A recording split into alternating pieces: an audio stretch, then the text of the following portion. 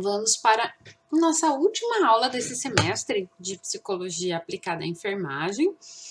E hoje nós vamos falar de um assunto que é praticamente um tabu na nossa cultura, na nossa sociedade, mas que infelizmente faz parte da rotina, faz parte do trabalho, da vida de profissionais de saúde. É a questão da morte e do luto. Vamos começar falando um pouquinho sobre as representações da morte e seus significados, né? Bom, aqui a gente tem uma figura que simboliza a morte, e o que ela tem na mão? Uma foice. Essa foice, alguns estudiosos atribuem o fato de ceifar as vidas, né? E a cruz por sermos, fazer parte também de uma cultura cristã, certo? Então, a morte é vista de uma forma bastante assustadora, ela não é uma figura tranquila, ela é uma figura que realmente assusta, nos assusta, ainda mais com essa foice na mão aí, né? Pensando que ela vai ceifar algumas vidas.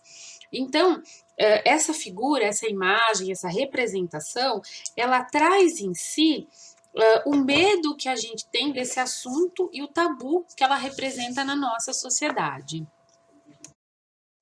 Eu trouxe também duas imagens que são obras de arte para a gente olhar um pouquinho. Esse aqui é o Triunfo da Morte, de Peter Bruegel. A imagem, a cena que a gente tem é de uma batalha, uma guerra, né? Muitos corpos empilhados, como nós podemos ver aí, tem uma pilha de mortos, pessoas em caixão, corpos abandonados. Então, a gente pode fazer várias interpretações, tanto com uma guerra, uma batalha, como se fosse também um cenário meio medieval, e aí poderia estar relacionado também com doenças, né? Por exemplo, como a peste negra ou peste bubônica.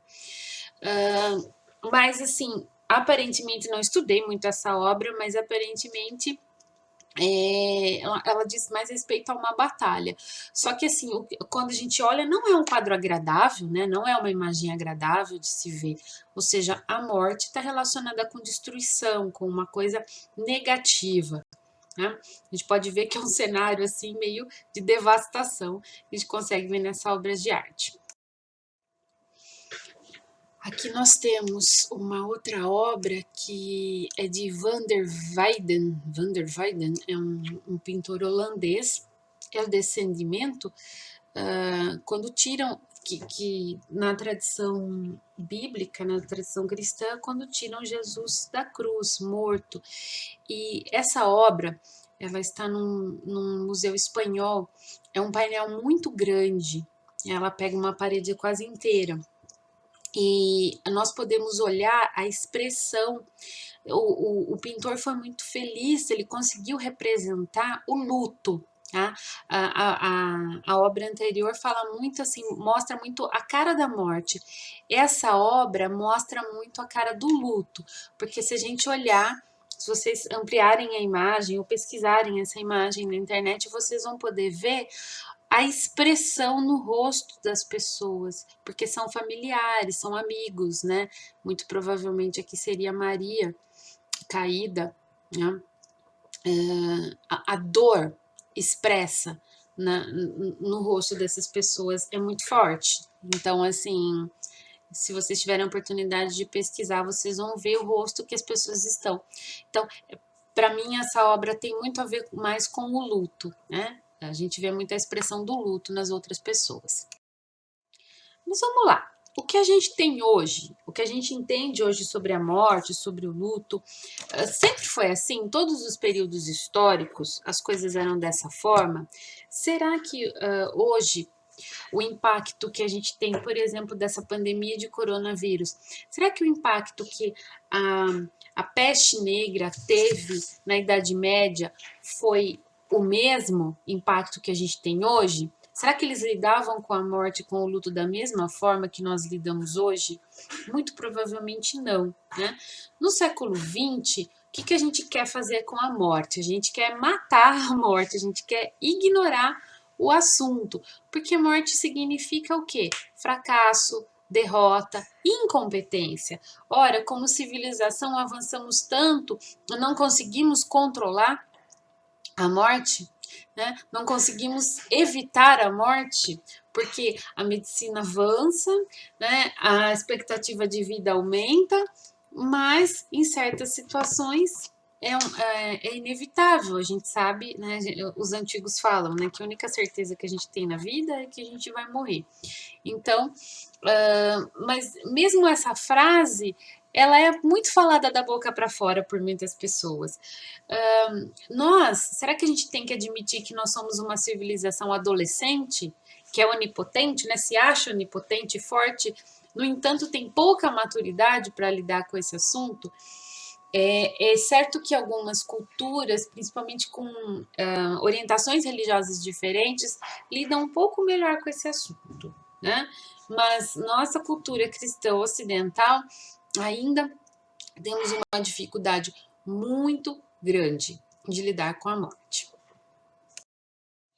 No entanto, como eu disse antes, né, será que sempre foi visto dessa forma? Será que a morte sempre foi vista dessa forma? Não. Segundo Arriet, que é um estudioso, era, né, um estudioso francês, ele estuda muito a questão de como a família se organizou ao longo da história da humanidade, como a infância se organizou, e ele também tem um trabalho sobre a morte e o luto. Segundo Arriet, na Idade Média, era autorizada a manifestação de sentimentos diante de uma perda. Então, as pessoas poderiam extravasar os seus sentimentos diante de uma perda. Com o domínio da igreja, começaram a coibir um pouco essas manifestações e as pessoas tinham que se portar socialmente de uma maneira mais contida. E aí começam os rituais, né? Os velórios, onde você fala baixinho, onde até é permitido chorar, mas não é permitido dar escândalo, né? Isso vem já com o domínio da Idade Média, da igreja na Idade Média. Já no século XIX, a gente muda completamente. A morte romântica traz a ideia como uma ruptura insuportável, porque representa a morte do outro. O que é a morte romântica? A gente tem essa manifestação muito forte na literatura. Os poetas que morrem de amor, né? Vivem o amor com tanta intensidade que morrem de amor. Então, tinha uma coisa romântica, era considerado romântico morrer de amor. E nessa época também, muitos poetas que levavam, escritores que levavam uma vida, pintores, artistas que levavam a vida boêmia, acabavam adoecendo de tuberculose. Então tem essa curiosidade também sobre a morte no século XIX. Ela era romantizada. Era bonito morrer de amor. Já no século XX, para Arriet traz uma representação da morte invertida, a morte que se esconde, que é vergonhosa, o grande fracasso da humanidade. Nesse sentido, o que a gente faz com as crianças? A gente não deixa as crianças participarem dos ritos, são afastadas do seu cenário, como se a morte não ocorresse. Essa supressão do processo de luto traz consequências para as pessoas em geral. Aí muitos questionam, olha, devemos levar as crianças em velório e tal. Olha, cada vez mais os psicólogos defendem a ideia de se falar a verdade para a criança, não dizer, por exemplo, quando pede um ente querido que ele foi passear, que ele foi viajar, que virou estrelinha, né? Mas a gente também tem que entender que a criança tem uma compreensão diferente da do adulto. Uma criança pequena, ela mistura muito fantasia com realidade. E por mais que você conte, fale a verdade, que é o correto, é o indicado, muitas vezes demorar bastante para a fichinha da criança cair com relação à perda, por exemplo, de um irmão, de alguém próximo, ok? Mas o fato de afastarmos as crianças dos ritos tem muito a ver também com a nossa negação da morte, tá? Com a nossa vontade de negar esse processo. Agora eu quero falar um pouquinho das atitudes diante da morte. A gente já refletiu um pouquinho sobre como a morte é vista e como ela foi vista historicamente. Agora vamos falar um pouquinho como é a morte para o paciente terminal. Hoje a gente tem toda uma área na medicina de cuidados paliativos, na saúde, de cuidados paliativos, que é para se trabalhar com pacientes terminais, né? Não existem muitos estudos psicológicos sobre isso, mas existe uma contribuição que já de muitas décadas nesse trabalho da Elizabeth Kubler-Ross, que ela se baseando em depoimentos, trabalhando com pacientes terminais, ela analisou 6 fases desde que o paciente recebe a notícia que tem uma doença terminal até o momento, o último estágio, quando ele aceita a realidade. Então, o paciente vai passar por 6 fases. Vamos ver quais são essas fases aí? A primeira tentativa é negar, né? Negação, pessoal, não ocorre só diante de uma notícia de morte, tá? A gente pode até tentar relacionar um pouco com a nossa, com o momento que nós estamos vivendo, como muitas pessoas ainda negam a gravidade da doença, da pandemia.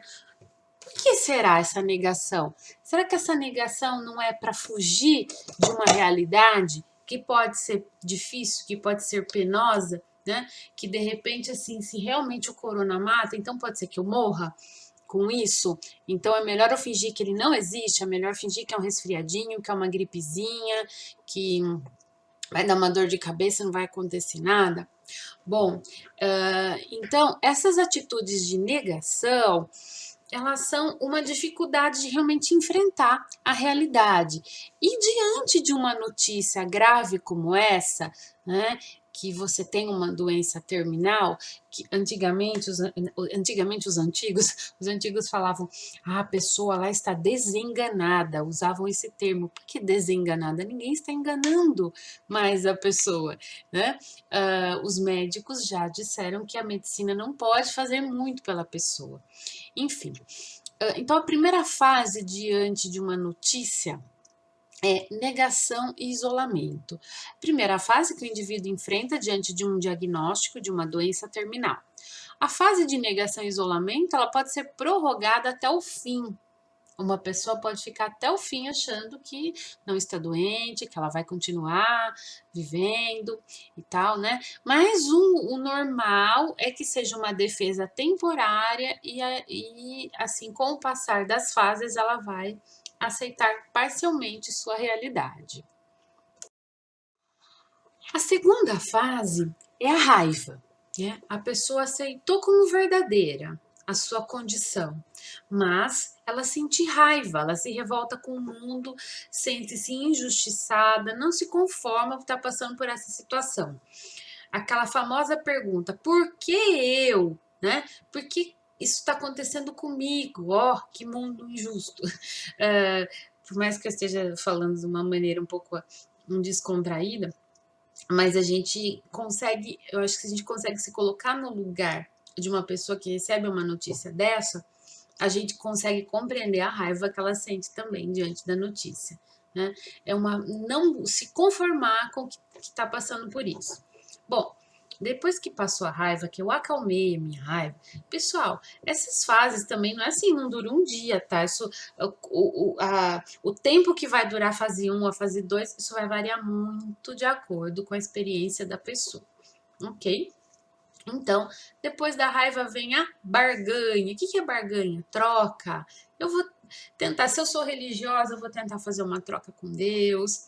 Eu vou prometer para Deus que se eu me curar, eu vou doar todas as minhas os meus bens, todos os meus 10 reais que estão na carteira, né? Eu vou doar tudo que eu tenho, eu vou viver minha vida fazendo caridade, né? Ou, se eu não sou uma pessoa religiosa, eu começo a fazer pactos comigo mesma, né? Acabo dizendo assim, digo que vou ser uma pessoa melhor, se eu conseguir sair dessa situação, eu vou ser outra pessoa, eu vou ser uma pessoa melhor, não vou guardar rancor, não vou perder tempo com besteiras, eu vou aproveitar melhor a vida, vou viver uma vida mais saudável, né? Então, Às vezes a pessoa faz a barganha consigo mesma, às vezes ela faz a barganha com Deus ou alguma entidade religiosa que ela acredite. Bom, a pessoa já ligou, já sentiu raiva, já tentou fazer barganha, mas ela viu que não está sendo eficiente a barganha e ela começa a entrar numa fase de depressão. Tá? Essa fase, a pessoa se retira para o seu mundo interno, se isola, fica melancólica, se sente impotente diante da situação. A depressão é inevitável em pacientes na fase final. Ela faz parte do processo de aceitação. Inicia-se com a necessidade de cirurgia, hospitalização, perda de emprego, distância da família, situação financeira prejudicada ou o que mais que vier como consequência negativa dessa doença. Mas a gente precisa considerar que a depressão ela é importante para fase seguinte, que é a aceitação. Então, a vivência desse período de depressão acaba sendo importante para a próxima fase, que é a aceitação. Bom, a fase da aceitação é o estágio que o indivíduo não tem mais desespero, consegue enxergar a realidade como ela realmente é e fica pronto para enfrentar a perda ou a morte. A dificuldade, em geral, particularmente do profissional de saúde em lidar com a morte, pode ser trabalhada e melhorada. Com isso, pode melhorar a qualidade de vida de todos os envolvidos na questão, do paciente, dos familiares, do médico e de toda a equipe de saúde. O que a gente ressalta, né, da importância, e a gente tem falado bastante disso no curso de psicologia, até no curso, acabei dando algumas aulas sobre psicologia hospitalar recentemente, o quanto que é importante a presença do psicólogo no hospital para lidar tanto os familiares quanto a equipe de saúde, lidar com a morte e o luto. E quanto nesse momento aqui, eles estão sendo importantes para dar suporte às equipes de saúde também, né? As equipes que estão atuando na linha de frente aí em combate ao Covid. Ok, pessoal. Então vamos lá para o último estágio ou fase das atitudes diante da morte, que é a esperança. Todos os estágios pelos quais as pessoas passam quando diante de problemas trágicos, a única coisa que persiste é a esperança. Até os pacientes mais conformados com a situação terminal sempre deixam transparecer que sentem um sinal de esperança. Normalmente eles sentem que há uma possibilidade de cura. Parece que nunca deixam de ter aquele fiozinho de esperança de que pode acontecer um milagre, de que eles podem se curar, que eles podem superar a situação da doença. E eu tenho um exemplo assim próximo de uma amiga minha que perdeu o marido e eles muito religiosos e tal, né? E inclusive ela escreveu um livro sobre a trajetória dele depois, mas ele teve, eu acredito que foi uma leucemia. E as últimas palavras dele, antes de ser entubado e levado para o cuidado intensivo, ela disse que antes de ser entubado ele falou, né? Enquanto há vida, há esperança. Ou seja, muitas pessoas até o final ainda se agarram a uma esperança de sobrevivência. Ok? Então são essas atitudes diante da morte como vivenciadas pelos pacientes, mas as pessoas próximas ao paciente com diagnóstico de doença terminal também podem vivenciar essas mesmas fases junto com eles, tá? De uma forma diferente, mas podem vivenciar também. Bom, a gente falou um pouquinho dessa visão da morte para a pessoa que vai viver, né? Essa experiência. Mas a gente tem quem fica, né? Quem fica. Então, a gente gosta de falar também, acho que é importante a gente falar nesse assunto aí, do luto, das perdas e do processo de luto. Por quê? Estamos sujeitos, infelizmente, a isso e também, como profissionais de saúde, a gente pode vivenciar isso com muita frequência no trabalho. E eu acredito que, com o passar do tempo, os profissionais que vivem isso diariamente vão se dessensibilizando. Mas a gente não pode deixar de dessensibilizar até ficar desumano, até eu dar uma notícia, assim, por exemplo, eu li um livro há muitos anos do Drauzio Varela, que chama Por um Fio. Quem gosta desse assunto aí, de pacientes terminais, ele é interessante, ele tem muitos relatos de pacientes, principalmente pacientes oncológicos. E ele conta o caso de uma pessoa que ela falou pro médico, né, que o casamento da filha dela era dali a tantos meses, como que ela ia estar e tal. Ele falou assim: não, você não vai viver até o casamento. Assim, na lata, sem dó, né? Então, é certo que a gente precisa de uma postura técnica, mas não precisamos desumanizar essa técnica, certo? Então, assim, o luto ele é vivenciado por quem fica, por quem perde, seja a perda de um paciente, seja a perda de um ente querido, de um amigo, né? Mas, então, vamos pensar, por que, que o luto mexe tanto com a gente? A morte do outro se configura como a vivência da morte em vida. É a possibilidade de experiência da morte que não é a própria, mas é vivida como se uma parte nossa morresse, uma parte ligada ao outro pelos vínculos estabelecidos. A morte, como perda, nos fala, em primeiro lugar, de um vínculo que se rompe de forma irreversível, sobretudo quando ocorre perda real e concreta. A morte, como perda, supõe um sentimento, uma pessoa e um tempo. Uma pessoa que é perdida, um tempo de vivência desse luto e um sentimento em relação a esse luto. A gente vai ver daqui a pouco as fases que a gente passa no luto. Bom, lembram que eu falei aí alguns slides para trás que as pessoas costumavam dizer a única certeza na vida é a morte, né? E o quanto que eu acho que isso é falado da boca para fora, porque embora racionalmente a gente saiba que a morte é inevitável, esse saber racional nem sempre está presente, não é o que a gente sente, né? O que a gente quer sentir é que as pessoas que a gente ama vão estar sempre com a gente e a gente aqui também presente, né? Fazendo surgir então o paradoxo da morte inesperada. E tanto mais dolorida quando se inverte o ciclo da vida, né? Por exemplo, um pai, uma mãe perder um filho, né? Quando é uma pessoa de bastante idade, que já cumpriu a missão aqui, já passou pela velhice, que está tranquila em relação a isso, é muito menos dolorido para quem fica. O luto é menos dolorido. Mas quando acontece numa fase mais anterior aí da vida, acaba sendo muitas vezes dolorido demais, né? Para quem vivencia o luto. Cada cultura apresenta prescrições de como a morte deve ser enfrentada.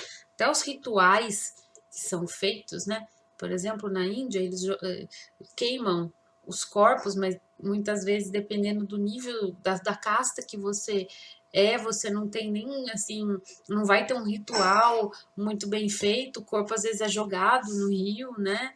Enfim, aqui a gente tem todo o protocolo de sepultamento, ainda não é muito da nossa cultura essa coisa de cremação, mas desde o ritual de como vai ser esse ritual de despedida, o que será feito com o corpo, então tem prescrições de como a morte deve ser enfrentada e quais comportamentos e rituais que devem ser cumpridos pelos enlutados. Então, aqui sobre as fases do luto, John Bowlby ele se refere a 4 fases do luto. Primeiro, a fase de choque, que tem a duração de algumas horas ou semanas e pode vir acompanhada de manifestações de desespero ou de raiva, ainda mais se é uma coisa menos esperada, né? Quanto menos esperado for, se é a perda de um paciente, de um parente muito idoso, uma pessoa que já tinha uma doença terminal, né? É uma coisa, mas se é assim, uma morte que choca, fica mais difícil ainda vivenciar. Então a fase de choque pode até durar mais, né? Aí depois passar do choque, vem a fase de desejo e busca da figura perdida, que pode durar também meses ou anos. Então a gente, eu lembro quando eu perdi meu pai e quando nós fomos arrumar as coisas para doar, eu ficava sentindo o cheiro de algumas peças, de para ver se tinha o cheirinho dele ainda, né? Então, isso já faz muitos anos, hoje é mais tranquilo falar, mas na época não foi. Enfim, a gente busca fotos, né? Enfim, a gente busca as lembranças, a gente busca trazer a pessoa de volta de alguma forma, né? Por mais que a gente saiba que conscientemente, racionalmente, sabe que a pessoa não vai voltar, a gente quer trazer essa pessoa de volta de alguma forma. Aí também podemos passar pela fase de desorganização e desespero, porque você busca a figura perdida e você não encontra. E aí, finalmente, para eu chegar a alguma fase de alguma organização, que eu consigo ter um equilíbrio psicológico novamente, tá? Agora, o tanto que vão durar essas fases não depende de vários aspectos. Quem era a pessoa perdida? Qual era a posição na minha vida? Qual era a proximidade? Enfim, o que a gente não dá para fazer é fingir que não aconteceu nada. É muito importante a vivência do luto, para a gente poder se recuperar, tá? É importante mesmo passar por essas fases, vivenciar o luto, sofrer mesmo, porque isso faz parte do nosso processo de recuperação, tá bom? Então, vamos falar também, para a gente finalizar a aula de hoje, alguns aspectos que podem afetar o processo de luto e talvez facilitem a evolução para um quadro patológico. A identidade, o papel da pessoa que foi perdida. Era alguém muito próximo, era alguém muito significativo na minha vida, era alguém que eu centrava a minha vida nessa pessoa. Aí vai ficar um pouco difícil, né? Vai ficar mais difícil o processo de luto. A idade e o sexo da pessoa enlutada. Crianças, em geral, lidam até bem com as perdas. Crianças pequenas misturam muito com fantasia, então demora para cair a ficha, né, do que aconteceu. Adolescentes já têm mais consciência, mas ainda tem uma relação um pouco de onipotência em relação à morte, e por conta disso podem desenvolver muita culpa em relação a uma perda, né? Adultos já lidam um pouco melhor com o luto, mas ainda adultos jovens, parece que a morte ainda é uma coisa muito fora da nossa realidade, quando somos jovens, né? Acho que só começa a cair um pouquinho mais, assim, a gente compreender um pouquinho melhor, mais com a maturidade. Bom, as causas e as circunstâncias dessa perda, a gente costuma dizer que é um pouco mais difícil quando vem assim de forma repentina. As circunstâncias sociais e psicológicas que afetam o enlutado na época e após a perda. Como é que está a minha saúde mental? Quando aconteceu essa perda? E depois, existem outros fatores agravando a minha situação? E a personalidade do enlutado, com especial referência à sua capacidade de amar e responder a situações estressantes. Olha, eu perdi alguém, mas eu ainda consigo amar quem está à minha volta, eu tenho resiliência para situações estressantes. Todos esses fatores vão pesar em muito na forma que o luto será vivenciado. Mas, novamente, é importante essa vivência para que a pessoa possa se recompor futuramente. Ok, pessoal? Então é isso a aula de hoje e vamos lá, vamos preparar as questões e pontos para a gente discutir no chat. Eu espero vocês no chat. Um abraço.